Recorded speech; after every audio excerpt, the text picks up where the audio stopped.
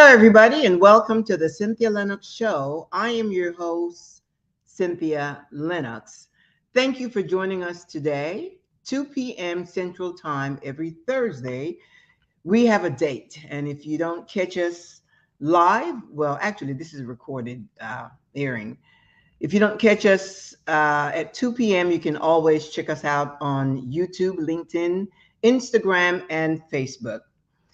Today's a great day. Of course, every day is a great day. It's what you make it. I just woke up with just a lot of things in my mind. And, I talk a lot about living on the bright side of life. And that is a fact for me because, my options are very limited. Actually, I don't have another option. And you should not give yourself an option to do otherwise. Always, be intentional, think about the positive, optimistic, and have great expectations for your life, knowing that you deserve a great life. I talk a lot about that because I told you my dad is the one that instilled that in me.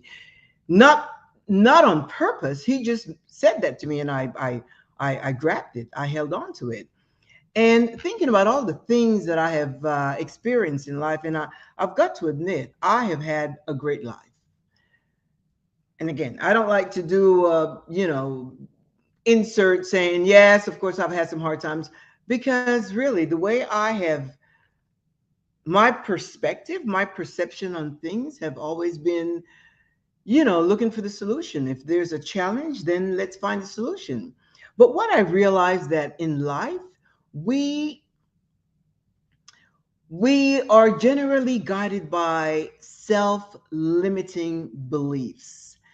And those are the things that holds us back. Yes, we know that we have all been socially conditioned, we have been programmed.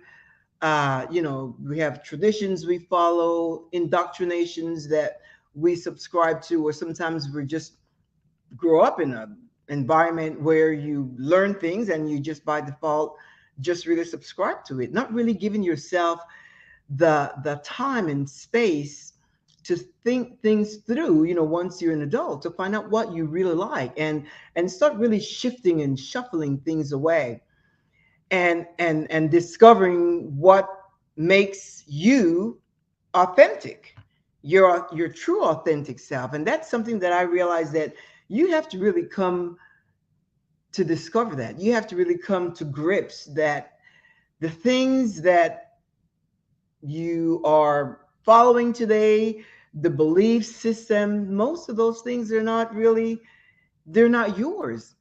They're just inherited beliefs that you subscribe to, and you are then forging ahead, just following, gearing along your life, doing things that are done just out of the norm, the status quo, because it's tradition, conventional norms, and so forth, and it's just not you. So I say today is a time to refire. You need to refire your life, refire your mindset, refire your thinking, refire your perception about life, refire your expectations, refire your assessment of yourself.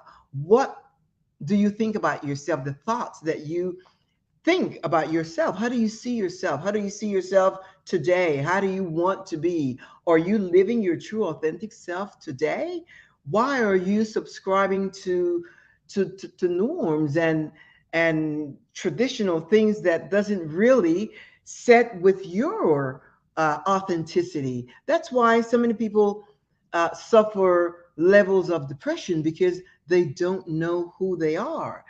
I said yesterday, when I was really going through some thinking, and I called my husband and I said, what if I stuck with my beliefs? What if I stuck with the things that I had subscribed to, in such great intensity, and I just would not move from that, move that needle, and just said no.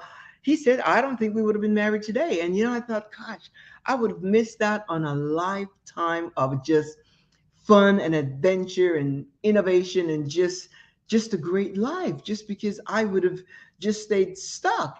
And it's really interesting, because when I think back, I have shared this before, but I love to talk about it because it's my story. And when I was a young girl at home with my dad. He took me shopping, and I shared this before, and I love to share it. He took me shopping. I'm standing over here looking at the rack, the dresses, and so forth, and I see this beautiful dress. Now, you have to know my father. My dad is not one to go shopping and whatever. I don't know what happened that day, but he took me to Almacén Capri. That's the name of the store. And he's over there looking at something else, and I'm over here looking at the dress. He turns around, he looks at me, and he sees me looking at the tags and so forth, and he said, "What are you doing?" Comes over and he said, "What are you doing?" I said, "Oh, Dad, this dress is pretty. It's really nice, but it's so pricey." And he said, "Pricey?" He said, "Why are you looking at the tags?" He says, "If you look at the tag, if you look at the tag, it's because you cannot afford it." He said, "If you want it, just get it.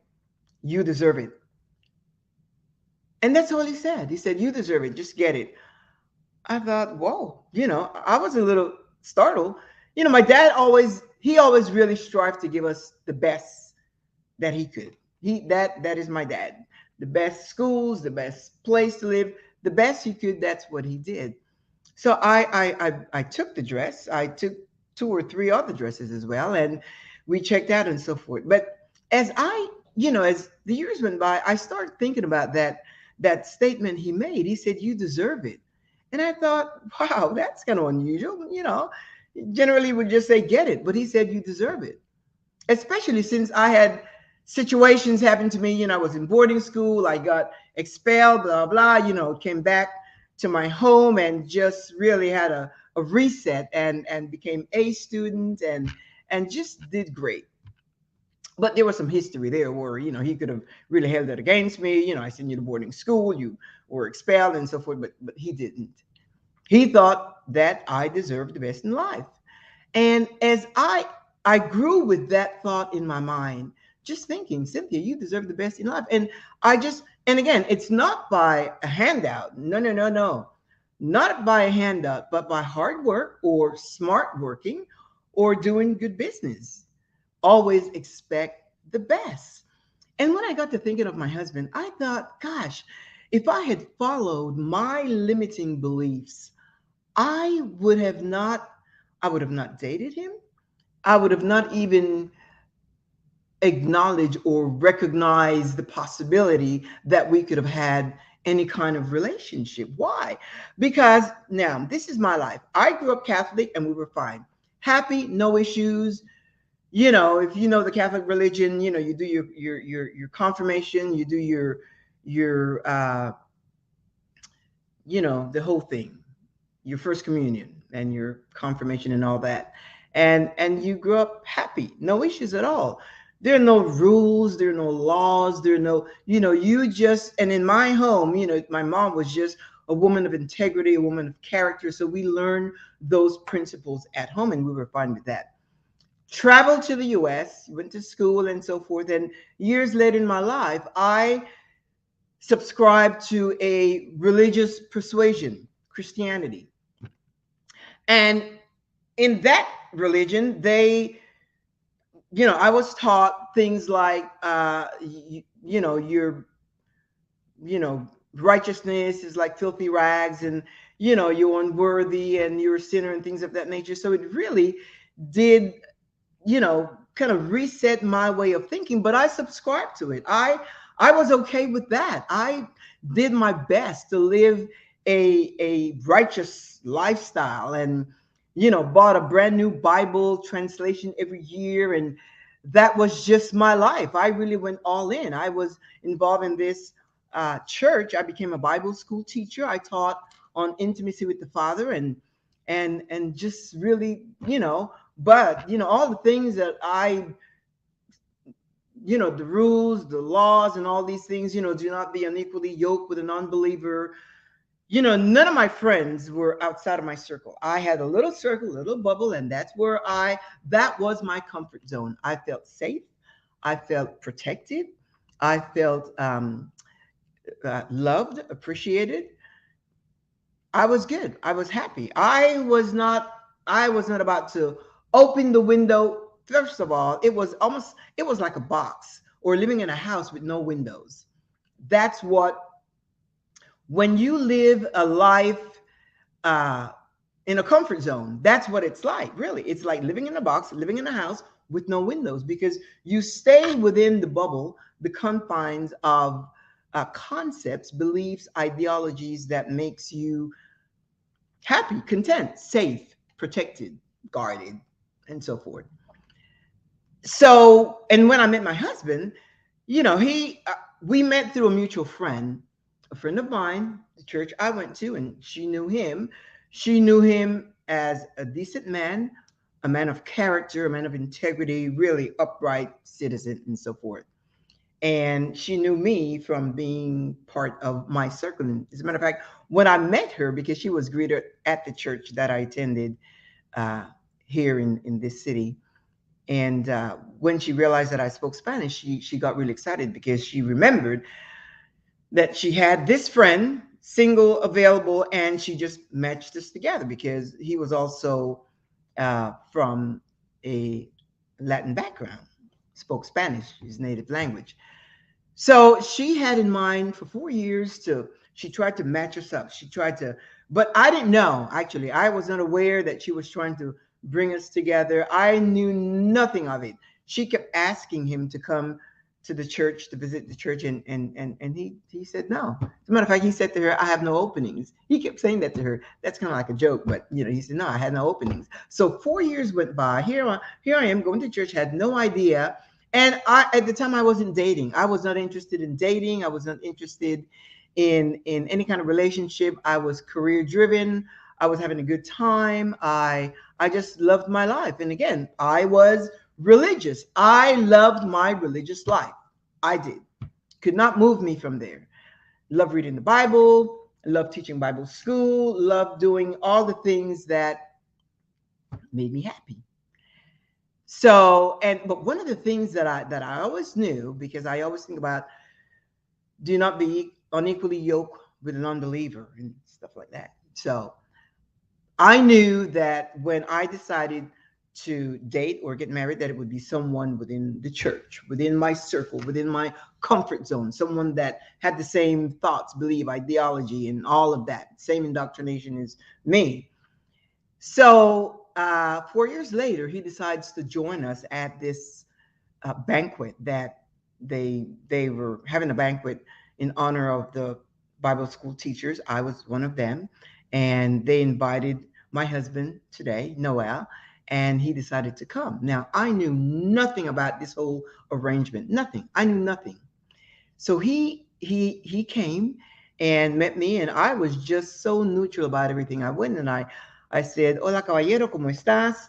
And caballero in Spanish means, in English means gentleman, and in Spanish is like such a business type approach, and really giving you no signs of anything.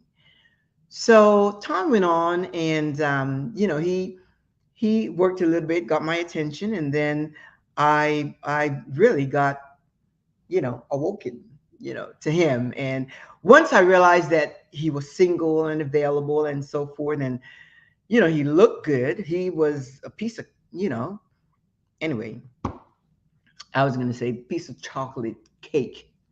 I'm going to add some fudge in there.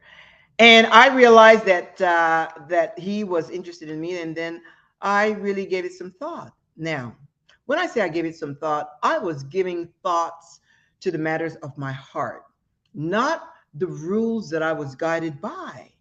And so I decided that I would allow myself to love him back, to fall in love with him, and I did.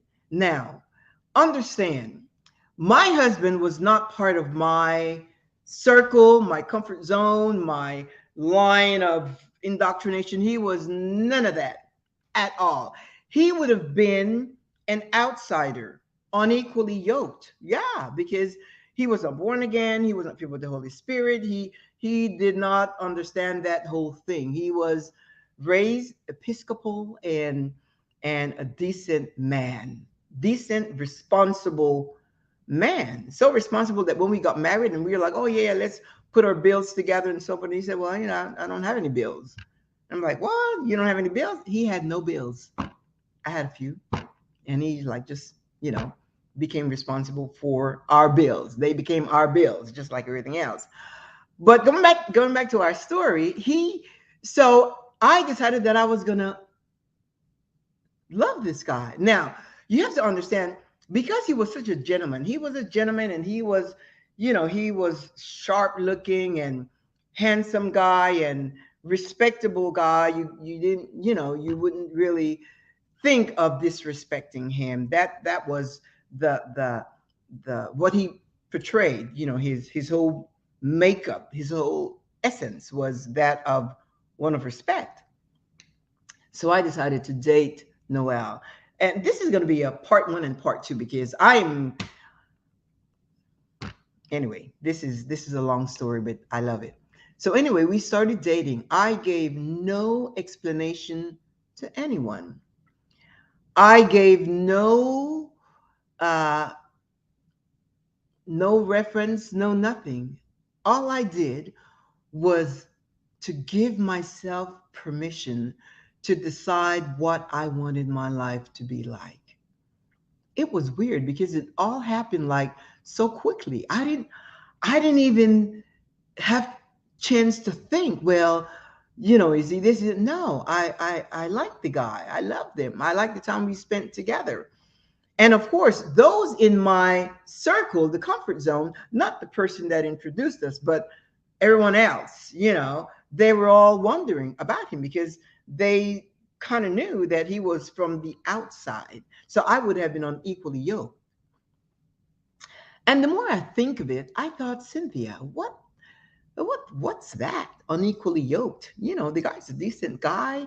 I like him. I could have stayed with that limiting mentality that he's not this, he's not that, he doesn't follow this, he doesn't follow that. And mind you, he did not, it's not like I gave him an ultimatum like either you do this or you do that. He's not one that you can just give an ultimatum to or say, I won't marry you because of that. No, no. I assess my life and start asking the questions, start thinking critically. Why do I believe this? And I start really asking myself to validate my beliefs, not to make excuses, but to validate. The point is, I forged ahead. We just carried on a relationship. We had a great relationship, and 2 years later we got married. That was over 30 years ago. Imagine that. Imagine that. Over 30 years ago, we have had such a great life, such a flourishing, fulfilling life. We both work, we're both career driven. He works, I work. We've done some travel. We have covered about 51 countries traveling, and we're still at it. But my point is, if I stayed in my comfort zone and only paid attention to myself limiting beliefs, because even though we are influenced by social conditioning, traditional norms, and religious indoctrination, we are all affected by that. But then it comes a point where you have to make a decision for yourself, because it's your life. You have to decide what is good for you now. We're in the 21st century. We're in the 21st century. Things have changed. We're becoming more aware. You have to refire your thinking so that you can refire your life right now from today where you are, whether it's career or family or emotional, your love life. If you're a person that you want to meet somebody, whether for the first time or remarry, if you've been divorced, whatever, you've got to think differently. You've got to put yourself out there. And I don't mean going to bars. I never did that. But my friends knew that I was not ready to marry or any of that. But when I decided in my mind that, whatever, and then, we were put together, or we met through a mutual friend. And when I decided that I was going to respond to his uh, you know, request, or I mean, the way he treated me, I just thought, yes, I'm ready. And when I decided that, I decided to look at things totally, look at life totally different. I started looking at life totally different. I did not compromise the things that I believe, but I had to rewire my thinking. I had to reset my thinking, my mindset, my thought. I had to go back to factory reset and rediscover the things about me that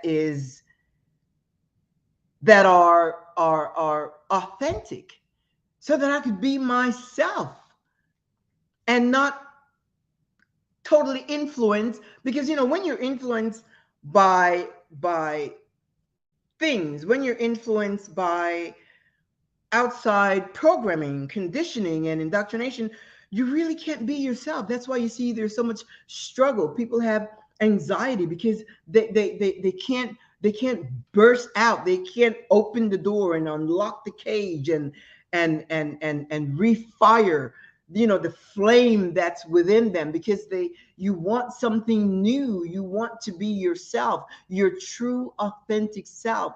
And because of the comfort zone mentality, because of the limiting, self-limiting belief that we hang on to, you can't break out. They hold you hostage. And I'm so glad that I did. And I want to share that with you today, so that starting today, you can break out of that cage, break out of that comfort zone, break out of that self-limiting belief. You got to break out so that you can be happy, start fresh, new, in whatever it is you want to be, whether it's a new career, if you refire your life, now you will never have to retire. You know why? Because you will be innovative. You'll be getting ideas to do things, and adventures, and life to experience, and people coming your way. It's almost like a reset in your whole programming. You just go back to factory reset. What were you before all these indoctrination and conditioning came your way? You were a happy kid. You didn't ask your mom, are we going to have dinner today? You expected to eat. You didn't ask for new clothes before you go to school. You knew that you were going to have new clothes as you grew, and you will have a new backpack. And these are things, when you were a kid, you were just a kid. You need to go back in your mind. I encourage you. I'm going to bring this to a close, because today is going to be just a wrap 30-minute visit here. But I want to charge you. I want to charge you, starting right now. Start thinking, what is it about my life? Now, if you're content, if you're happy, if you have already refired and doing what you love, then you are good.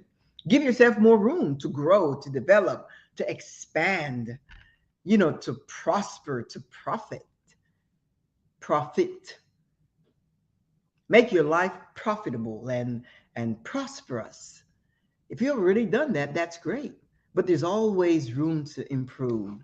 So I'm going to leave that with you today, to refire your thinking, refire your life, and to get rid of self-limiting beliefs, and allow yourself opportunity to grow and develop and become your best, authentic, untamed, unfiltered, and unapologetic self. So, have a great day. I will see you next Thursday at 2 p.m. Central Time. Again, if you miss the broadcast, you can check us out on YouTube, LinkedIn, Instagram, and Facebook. I will see you again. This is Cynthia Linox, your host, saying adios.